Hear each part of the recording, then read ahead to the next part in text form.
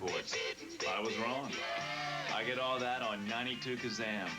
I get news, weather, and traffic reports, and a lot less commercials. If you're still listening to AM radio, switch to 92 Kazam. Everything I need is right here. The longer you listen, the better it gets. Kazam.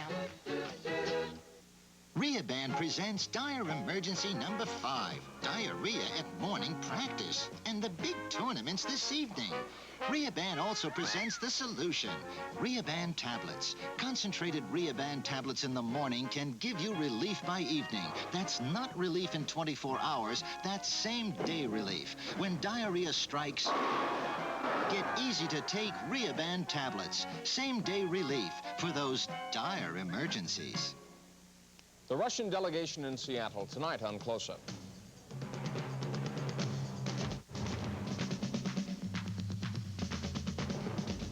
Now, the news specialists. Gary Justice, Susan Hutchison, Wayne Cody, Harry Wappler, Chopper 7. From the newsroom in Seattle, this is Channel 7 Eyewitness News Update. Congratulations. If all the predictions bear out, you've just helped to make television history. The people at CBS think as much as 70% of everybody who was watching TV tonight was watching the last episode of MASH. While most of you watched at home, lots of others poured into their neighborhood saloons for MASH bashes. These folks said goodbye to the 4077 from Dante's in the University District. Seattle's biggest MASH bash is still going on tonight in the Grand Ballroom of the Westin Hotel. Essex Porter is there, and we go to him for a live report. Just wrapping up with a cheer for joining Eyewitness News. Susan, the 400 people here, about half have filed out. The people here really enjoyed that last episode of MASH. Many of them clapping and cheering during the scenes, during the last scenes, when the scenes ended to the commercial breaks, clapping and cheering. Many of them who came dressed up as their favorite characters. And we met one man who personifies the thought that though the series is over, the characters will live on in our minds. Of all the MASH characters, perhaps Klinger is the most theatrical. That's not actor Jamie Farr, that's Larry Noon from Seattle. Over the years, Corporal Klinger became a sergeant, and he stopped wearing dresses to prove he was too crazy to be in a battle zone. But his innate pacifism never waned. That hit home to Larry. It was an example of showing their pacifism in an extreme instance, as far as him trying to dress up as a woman, showing his female tendencies to try and get out of the service. And it was comical. I'm really sorry to see it end, because I'm probably speaking for a great majority of people here tonight that have probably grown up with MASH. It's a part of us. I grew up with it as a kid, and each episode, each segment of MASH I can kind of relate to with a segment of my life.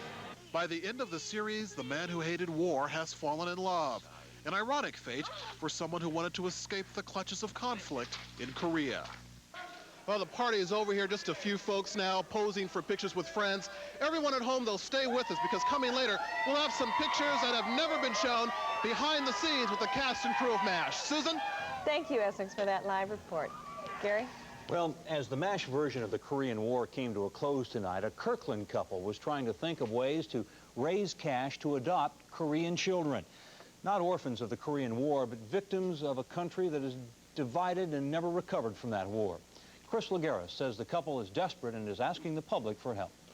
Specifically ordered not As Michael and Michelle Betts watched the end of the Korean War on TV, their hearts went out to 2 Korean children, twin girls the Betts want to adopt. After having Bo and Michaela, the couple tried unsuccessfully to have more children. Since last September, they've been trying to adopt. Last week, pictures of Ji-sung and Ji-in arrived. The only problem, it'll take $5,700 to bring them here. Money the Betts don't have. It's hard to borrow money just for children. If it was a car, it might not be any problem. We have something to use for collateral. But unfortunately, we don't have any collateral for adopting children. The Betts are not poor. Michael owns a small convenience store. It's just that money promised by friends failed to materialize, and adopting twins doubled adoption fees. They're part of our family. We call them our little sisters and our twin baby sisters, and the thought of not ever having them in our home is more than I could even fathom. And so if there's anybody that has any suggestions for us, knows possibly to where we can turn, we'd appreciate it if they'd call us. The Betts emphasize they're looking for a loan, not a handout, and time is running out. They have about 10 days to come up with the cash or risk losing the twins to another set of parents. In Kirkland, Chris Laguerres, Channel 7 Eyewitness News. If you have any interest in talking to the Betts about their problem, there's a number that you can call. It's on your screen. It is 488-9818. 488-9818. The price of nearly everything you buy in our state goes up in less than an hour. The 1.1 cent boost in the state sales tax will give Seattle one of the highest rates in the nation. Most of the tax goes straight to the state treasury. The city gets another 0.7% and Metro gets 0.6%. It seems strange that not everything's going up these days in terms of price. Our state's largest banks today dropped their prime rates, dropped them to 10.5%. That's the lowest the prime rate has been since 1978, and some economists think the 10% mark and lower is right around the corner. But the problems aren't over yet. King County's executive Randy Revelle plans tomorrow to announce $3 million in budget cuts for the county. But the county council today asked him to hold off for a couple of months. They want to wait and see how well revenues come in for the first quarter. Council budget analysts predict the county will benefit from an upturn in the economy, so there might be no need for budget cuts now. President Reagan is thinking about increasing the number of U.S. military advisors in El Salvador. There is no plan, though, to let them become involved in combat. Police in Las Vegas tonight think an escaped federal prisoner is responsible for planting bombs today at 3 big hotels. Hundreds were evacuated as the devices were removed. No extortion demand was ever received. A reinforcing sleeve that is supposed to make the space shuttle's fuel line stronger is apparently what is causing them to crack. Fixing the problem will push the Challenger's first flight back to around the end of the month. Well, in a few minutes, Harry Wampler will tell us all about the latest problems in Southern California caused by heavy rains. One of those problems, however, may force Queen Elizabeth and President Reagan to eat lunch at a restaurant in Santa Barbara tomorrow instead of at the Reagan Ranch, as had been planned. Meanwhile, final preparations for the Queen's arrival in Seattle next Monday are still being made. The Queen will fly into SeaTac Airport, make that Boeing field, and will leave aboard her yacht just 5 hours later. From Seattle, it's on to a quick tour of Victoria, B.C. Still to come on Eyewitness News Update, Larry Sturholm makes a guest appearance. We'll get an update on the search for a missing Tacoma boy and see some exclusive footage from the early days to the final taping of tonight's MASH.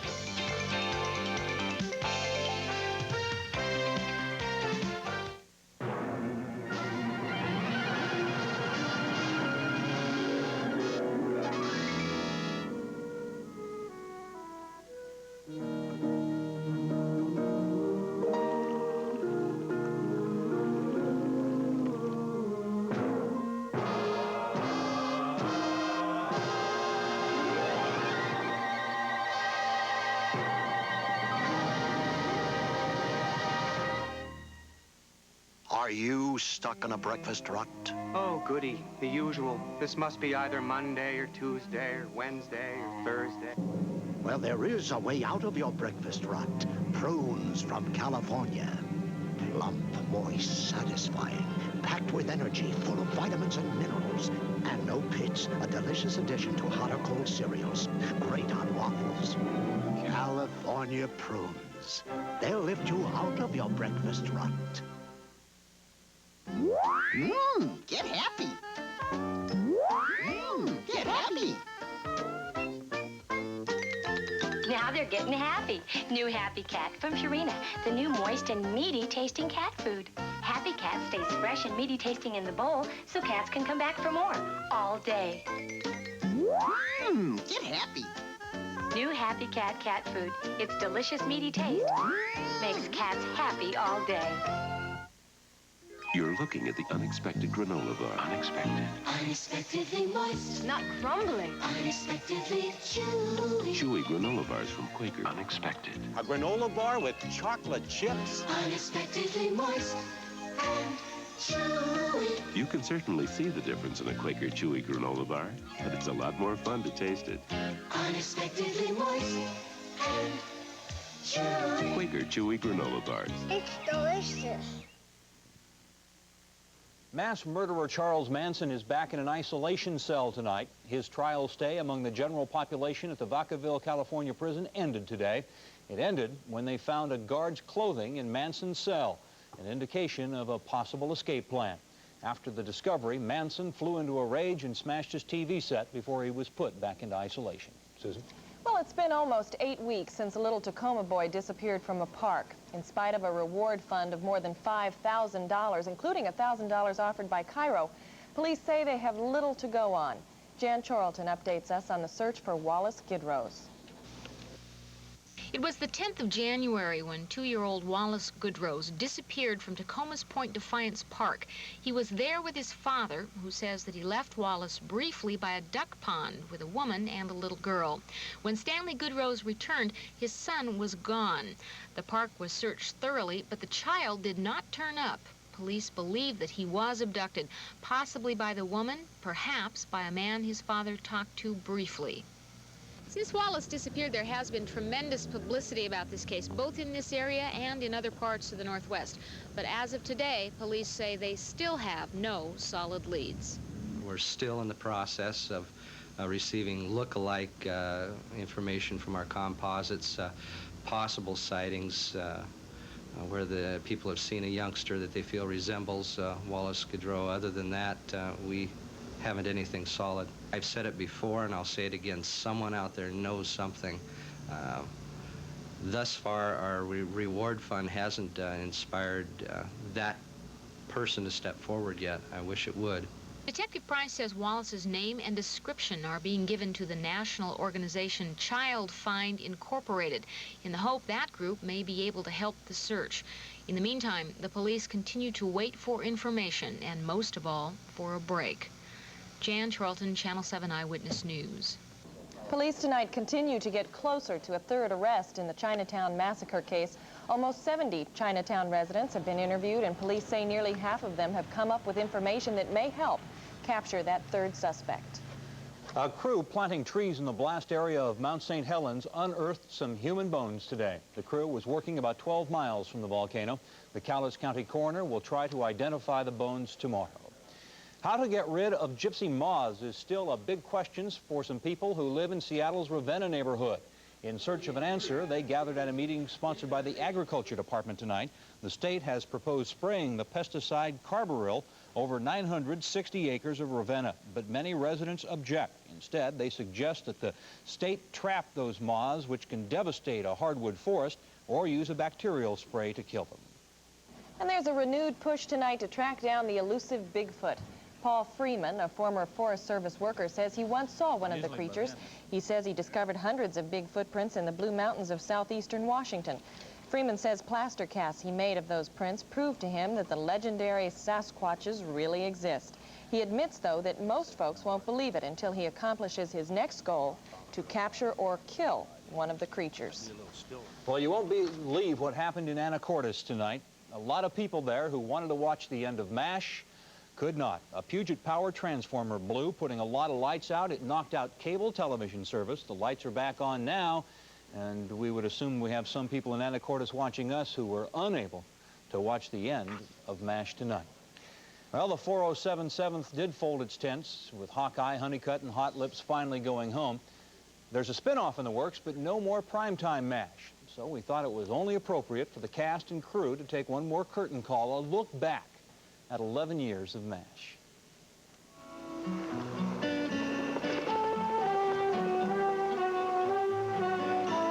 Like MASH itself, I'm sad and happy. I'll let you use my aftershave. Kerosene makes me break out.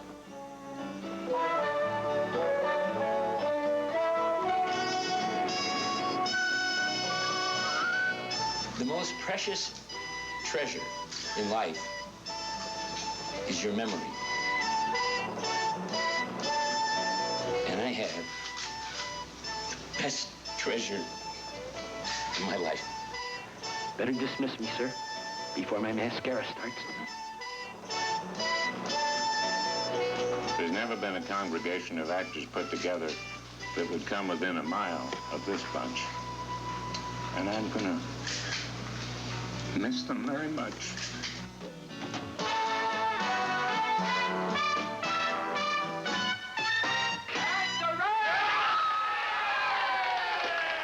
stopping because we feel that if we went further, we would risk squeezing it dry, not being able to give it our best, not able to keep up the level of quality which generally has been high enough to make us proud, very proud of it. Based on Robert Altman's very successful movie, MASH began its long, much celebrated life back in the fall of 1972. You and Pierce are both under arrest. I'd like to get a second opinion on that. Over its 11 consistently irreverent seasons, it has earned a large fortune, touched, chilled, and cheered hundreds of millions of viewers, won a wagon load of Emmys, and the very first prestigious George Foster Peabody Award ever given a half-hour TV show. And yet the start of its dizzying, singular television life was not at all a promising one. We were opposite This Is Your FBI and The World of Disney. And we had very poor ratings. You did? I remember thinking that one show, you know, you felt you had to watch, Disney, and you felt the other show was watching you if you weren't watching it, the FBI. So we fell right in the cracks. MASH had not only the bugaboo of TV scheduling to battle, it had the battle of the show itself. Even today, it remains daring. Imagine what things were like 11 years ago. We had, for a long time, a running battle with the network, not the studio, as to how bleak, how bloody, how black the humor and the content could be. I think we surprised them by being as serious as we were, but it was a happy surprise. At the last I heard, I think CBS had collected something like $340 million in advertising revenues over the last 11 years. There was a show called Sometimes You Hear the Bullet, and that was, I think, a kind of turning point for MASH in a way. Henry, I want you to meet one of my best friends, Tommy Gillis. It was about a reporter who visited MASH, and he'd been a pal of Hawkeye's. He'd enlisted in order to see firsthand and get a really worm's eye view. He went off and he came back on a litter, and he died on Hawkeye's table. And Hawkeye cried and couldn't understand why he had not cried before. And of course, it had become personalized, it had been very close. There are certain rules about a war. And rule number 1 is young men die. And rule number 2 is doctors can't change rule number 1. And this was the kind of show that disturbed them. They thought, well, you're getting too serious here, you're going to hurt the comedy, and this is not what people want from the show. Ah, but MASH was precisely what people wanted, as is now quite obvious. A weekly TV show of remarkable unerring quality. Not simply fine humor, but high-flying wit. Set in the brutality of a war, yet seldom discarding that sharp sense of the human comedy, and seldom avoiding topics usually considered risky. Well, do you see anything good coming out of this? Not a damn thing. MASH could even be fiercely serious, as witness an early segment called The Interview, a segment of MASH presented as a black-and-white news documentary. When the doctors cut into a patient, and it's cold, you know, the way it is now, today,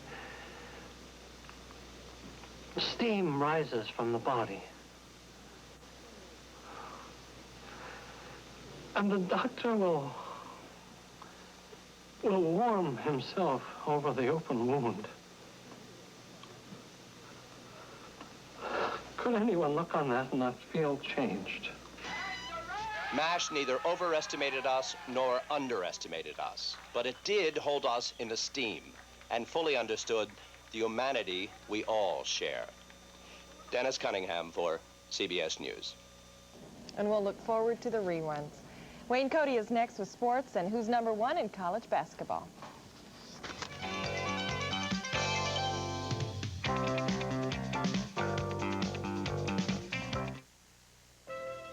Has your auto or home insurance gone up? Call the Cavalry. Compare Kemper's low rates. You'll ride with us. Presenting Equal, the revolutionary low-calorie sweetener people are talking about. A story in the Chicago Sun-Times reports a taste virtually indistinguishable from sugar. It's really luscious. Fortune magazine reports Equal is almost too good to be true. It has no saccharin, no bitter aftertaste, just one sweet taste after another. Welcome to the sweet life of Equal. If you'd like to find a better way to fly on business, TWA has news for you. On most airlines, you don't have the comfort of a special business section. But on every TWA wide-body, you'll find wider seats and fewer of them in TWA's Ambassador class. It's only $10 to $30 more than coach, and it's roomy and comfortable. Even if you're next to someone as big as I am, you are. You're gonna like us, TWA. Say, Tio Sancho. See? How would you describe great burritos? Fresh. And how about this burrito? Frozen. Well, tell us what makes your Tio Sancho burrito so fresh. You use my special seasonings, my tender tortillas, and you add fresh ground beef. Say, Tio, do you think I could have a burrito? One of yours. Tio Sancho, a man who knows better than to freeze a burrito. Houston, bring me my wine. It'll make my day, sir. Isn't it wonderful to be rich? To indulge in the best? You're drinking Colony Classics, an inexpensive, everyday jug wine. Really? Yes, Alfred, Colony is the gourmet jug wine. It surpassed these more expensive wines in taste tests, yet it costs about the same as this one. Isn't there a word for that, Houston? Value, Alfred. It's called value. Colony Classics, the gourmet jug wine. You know, about the time MASH was wrapping up, I was sneaking a few peeks at another station where there was a college basketball game.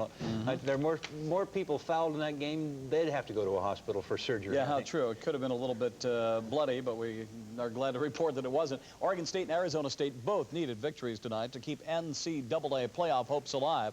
But it was the Beavers who finally got the win in that game over the Sun Devils. The final score, well, it was 108 to 93.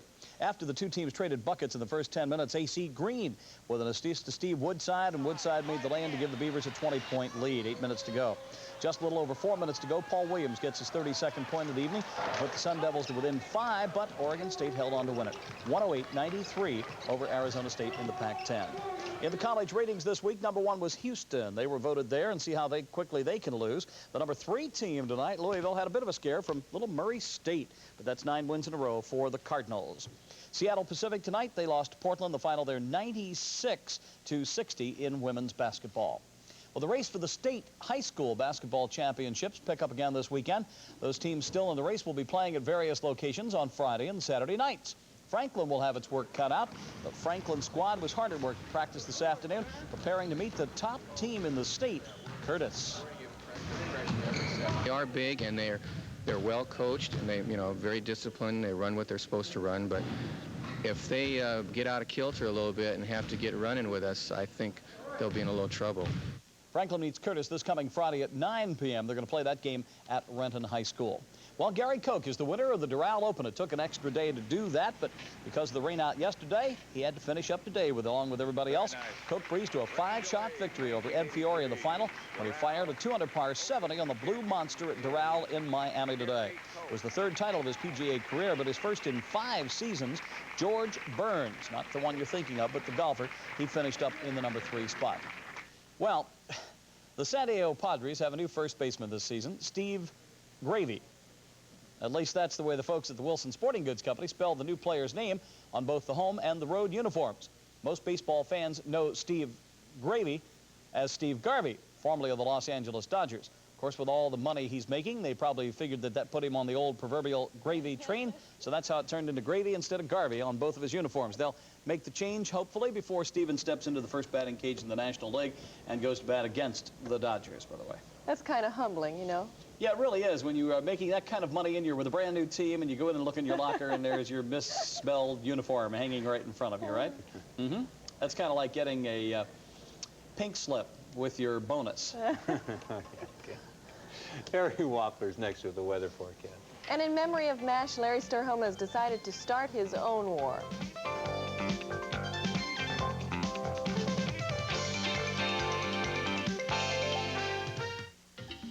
Yesterday, steak in San Francisco. Tonight, teriyaki in Tokyo. Very international. Right down to my card. MasterCard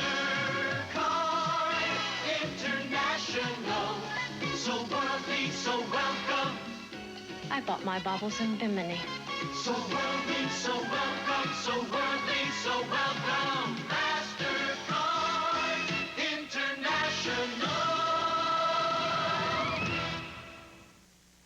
Great news for all you people who own Mattel's Teach and Learn computer or Children's Discovery System. Because now, you could get a rebate. Ribbit. It's rebate. Ribbit. Hi, Dick. It's rebate. Ribbit. You see, when you buy 2 software programs for either system, Mattel will send you a ribbit. Rebate. Rebate. A rebate or a free dictionary. Because the more software your kids have, the more they're going to learn. Ribbit. Ribbit. The frog. What frog? What frog? Let me have that ribbit. Here's a ribbit. In recent months, over 2 million drivers switched to Shell. Let's listen. I switched to Shell because at my old station, I paid more for the gas if I didn't pay cash. At Shell, I pay the same low price anytime whether I use my credit card or cash. You got a good product. I want to keep that product in my car. Shell Super Unlimited. With the old gas, we really got a ping, ping, ping, ping. And with the Shell Super Unleaded, a nice, smooth ride. My car is an investment, and I want to take care of it, so I use Shell. Vitamins are potent. It's best to take them with your largest meal. I learned that at the Health Guard Vitamin Center, right here where I always shop. Health Guard has given me quite an education. These handy information wheels explain each vitamin in detail. And these free pamphlets tell me all I have to know about what my family needs before I buy. And when I'm ready to buy, there's a complete line of pure, wholesome Health Guard vitamins. The Health Guard Vitamin Center. It's not only vitamins, it's an education. Will March come in like a lion or a lamb? Harry Wappler says it depends upon where you live. And I'm allergic to wool, so that says that right there. It's going to be a rather mild introduction to March tomorrow, but not if you're down in California. Wait till you see my satellite picture. Here's a beautiful view of some cherry trees in the area today, and our current temperature at SeaTac Airport is 44 degrees Fahrenheit. The sky is mostly cloudy. 6 Celsius is the conversion factor there. 96% relative humidity. The wind is east of 12, and the barometer is falling from 29.50. Our air quality today was just into the moderate range in Seattle and Tacoma, and Everett was nudging up toward the upper part of the good range. Now for a queen-size storm on the satellite photograph, and here it is. Notice this cold air coming down here, way down here. It usually stays up around this latitude, but here you see it coming down there, and this is going to produce not only the rain that you see here from San Francisco down into Southern California and also Northern California, and snow in the mountains for travelers, but heavy thunderstorms are going to be sweeping into the Los Angeles area. They're already there. We've had several reports of them tonight around the area around Santa Barbara, and of course that's going to complicate the Reagan's luncheon for the Queen, because apparently the Royal Yacht will have a very great problem docking in gusty winds at Santa Barbara, and they may not be able to do it. Now, let's take a look at our computer and see what's happening in the Marine Department around here. We have no small craft advisories. The coast is northeast winds to 20. Straight tomorrow will be east-northeast to 20. On the inland waters, north-northeasterly winds to 15 knots with some higher gusts in the north part, hence my plus sign. And there will be higher than average tides tomorrow morning, about a foot above average in Seattle and on the Strait of Juan de Fuca at high tide time tomorrow morning. In the Washington Cascades, there'll be some snow showers and mostly cloudy skies tomorrow, decreasing showers and partial clearing on Wednesday. The snow level tomorrow will be at 3,500 feet, and there's the number, the Transportation Department snow line 4646010, which you can call to get the latest pass information 24 hours a day. Here's the almanac. Give you the high today at the airport, 50. The average 50, so we're right on the money there, and our low was 40 compared to 37 average. Records are 68 and 24, and as we end the month of February, 0.03 of an inch of rain in the gauge. The monthly total ends about 1/4 of an inch above average. The yearly total ends about, or so far about, 1.5 inches above average. Let's take a quick look around the nation today, and we've got to bestow our Icicle and Frying Pan Award. The coldest spot in all 50 states, Fairbanks, the low of 2 below. The warmest, not Yuma, Arizona, 82 degrees at Honolulu takes it, not Miami with 80 degrees there. Now look at our forecast. For Puget Sound country, a few showers and partial clearing tonight, lows upper 30s to low 40s. Tomorrow, expect cloudy skies and a 50% chance of showers, temps in the low 50s. And on the 5-day outlook, we'll go for cloudy skies on Wednesday and a chance of showers Thursday, Friday, and Saturday, but not very dramatic weather. A 3-star day today, a 3-star day tomorrow on my 1 to 5 scale. When you see the drama in California, I'm glad we're not having dramatic weather. Absolutely. Thanks, Harry. About every 2 months, television stations compete for viewers during what are called rating periods. The more viewers, the higher the rating. Well, our reporter at large, Larry Sturholm, tonight from his own perspective, of course, is going to take us behind the scenes of the Seattle ratings war and show you just how tough it is. In a television rating war, you must probe the enemy's defenses, find out what they're up to.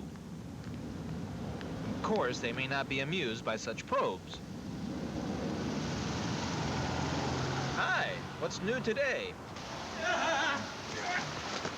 That's fun. Let's do it again.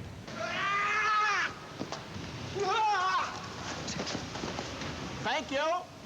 During TV rating wars, viewers are often bombarded by such phrases as three-part series, exclusive report, special report, and in-depth report. Topics for such grabbers are chosen only after careful research. How's this for an exclusive report? Schizophrenic double weddings. Oh, here's a great one. The wacky way I had my baby. I can see that as a focus report. Focus report? Heck no, that's a half-hour special. Hey, Eloy, let's do a story about Brooke Shields and E.T. They're dating. During rating periods, reporters are put through special training courses. Move it, come on, you clown! Get that tensed up knees high, run! This is a simulated race to the only telephone on which a big news story can be phoned in. If he beats me to the phone, I have to cover seafair parades for the next 5 years. Kill you, man! Move it! With John, Gary, and Chopper 7, Helicopters symbolize the intensification of the rating wars. Today, pilots exchange pleasantries with each other. You know, hello, goodbye, break a prop. But as the rating war gets stiffer, pilots will begin exchanging something heavier than hello.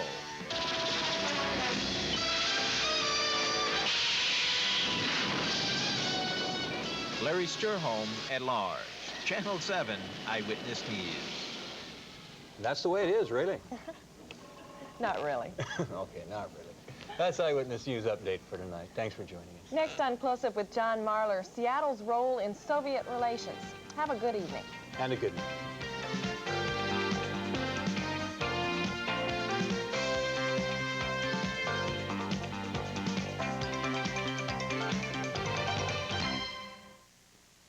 I've got a little surprise for my stockbroker. That's Bert Weston at Piper, Jaffray & Hopwood. Bert understands I need to protect my money and live on its earnings. So he's recommended investments that pay me a dependable, comfortable income. He is so understanding. They should call his company Piper, Jaffray & Hopwood and Weston. And if they don't, I will. Understanding you is our stock in trade at Piper, Jaffray & Hopwood. And Weston. It's the tastiest shake that McDonald's can make. It's as cool as a lake. And oh, what a shake, so sure and be going. You want more and more, for it makes any day taste like St. Patty's Day. McDonald's is now serving up the one and only Shamrock Shake. Hurry, they won't be around for long. It's the most fun by far since Aaron Go brought together McDonald's and you. Right now, when you buy a Shamrock Shake, 10 cents will go to benefit Ronald McDonald House through the Variety Club Telethon. You don't have to be Irish to feel good about that. Miss Featherston, do you realize how much I've expanded in the past few years? Well, a couple of pounds maybe, but I wouldn't worry about it. Miss Featherston, it's time to enlarge our telephone system. I want you to call General Telephone immediately and have them send over one of their marketing representatives. Tell them we're interested in the latest communication services, WATS lines, telemarketing techniques, data transmission, etc. Wow, etc. too, huh? Get it on with General Telephone. Meeting people through the classified, 6:30 Tuesday. Tomorrow, Seattle ends its role as a host city for an important international peace summit. The participants, 11 Soviet and 11 American business and political leaders. The issues, U.S.-Soviet relations, the arms race, and programs for peace. Much of the exchange has gone on behind closed doors, but there have been opportunities to see the delegates interact, to talk with both sides about what is being learned. When East meets West, with hope for maintaining the peace. Tonight on Close Up.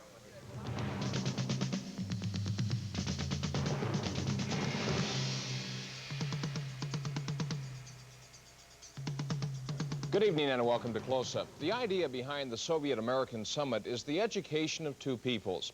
Since Friday, it has served as a forum for the exchange of ideas, a way for citizens with similar concerns to conduct meaningful dialogue. While most of the discussions of the really tough issues have gone on behind closed doors, not all have. At Franklin High School in Seattle today, some of the Soviet delegates came to answer questions. Questions came from 60 students concerned about relations between the Soviet Union and the United States and concerned about the prospects for peace in the midst of the nuclear arms race. Informed by your government of where you stand with nuclear armament compared to the United States?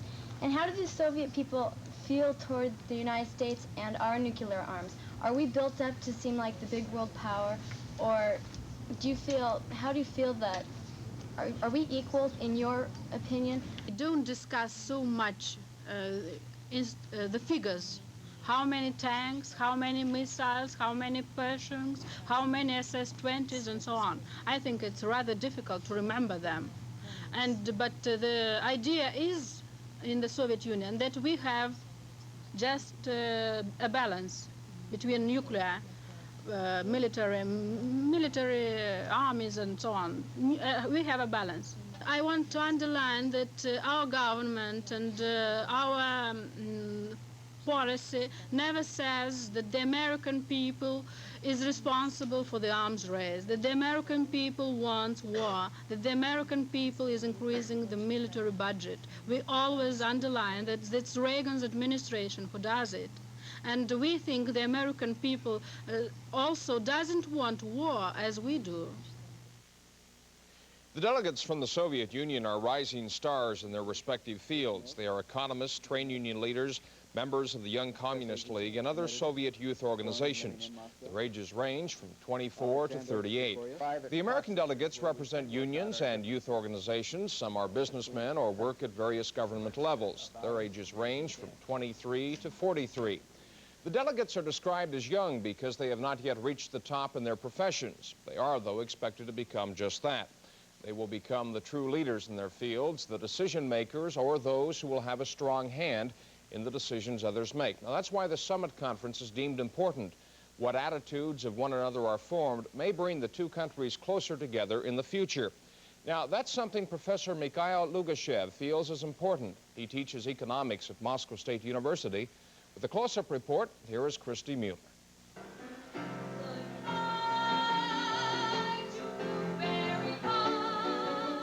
The music is good old-fashioned American jazz. And joining the ranks of these drinking and joking Americans are drinking and joking communists. Standing just off the shoulder of Seattle economist Bob Lamson is Russian economist Nikolai Lugashev. Lugashev has been a guest of the Lamson household for 3 days. He is known now affectionately as Misha. Misha's an economist, and I'm an economist by training. He's very much committed to and sees his economic system as the way to go. I feel the same way about our economic system, and yet we were able to share the differences and understand the reasons for the differences in a non-hostile way. Stereotypes go two ways. Lugashev had been raised to believe that Americans were more interested in themselves than in international politics. After 3 days in Seattle, he concedes that Americans are concerned with improving the world situation. The two peoples, he believes, are the same. Their solutions, however, are often different. The people in America, they are used to spend the time together inside the home, more than in Soviet Union. Well, I think one of the stereotypes that Americans have is that Soviets can't go where they want or do what they want to do. Is that so? I don't think so. You can spend your vacation in any place in the Soviet Union you want. I spend my vacation usually or in Siberia, or in southern part, or in Baltic Sea. The Lamson family spends as much time with their household guest as his schedule allows. 16-year-old Melissa Lamson has built a special friendship with the Soviet. Lugashev has a 13-year-old son who lives in Siberia. Yes, but he's Dennis the Menace. He's 13 years.